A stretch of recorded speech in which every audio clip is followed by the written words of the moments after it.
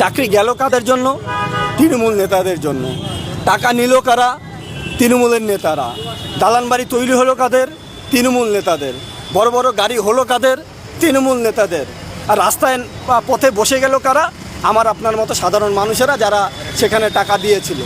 মানে যারা টাকা দিয়েছে তারা অপরাধী, আর যারা টাকা নিয়েছে তারা অপরাধী নয়।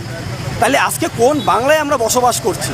আজকে আমরা ধরে নিলাম যে 26,000-এর মধ্যে 8,000 সেখানে ভুয়ো কিংবা তারা টাকা দিয়ে চাকরি পেয়েছে, তাদের যোগ্যতা নেই, ঠিক আছে, তাদেরকে বাতিল করা হোক। কিন্তু সাথে সাথে তাদের কাছ থেকে যারা টাকা নিয়েছে তাদেরও হচ্ছে শাস্তি পাওয়া উচিত।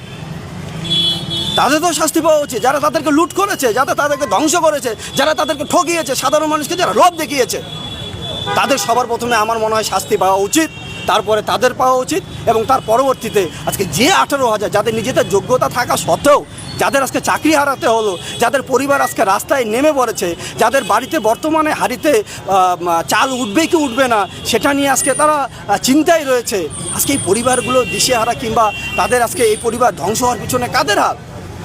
যদি আপনারা হিসাব করেন তাহলে তো পুরোপুরি তৃণমূল দলের, তৃণমূল নেতাদের। তাই সেই কারণে আমাদের একটাই আওয়াজ, বাংলার একটাই আওয়াজ, সাধারণ মানুষের একটাই আওয়াজ, 2026-এর নির্বাচন, তৃণমূলের বিসর্জন। আপনারা এতক্ষণ থেকে শুনলেন যিনি এই কথাগুলি বললেন, ইনি হচ্ছেন আলিপুরদুয়ারের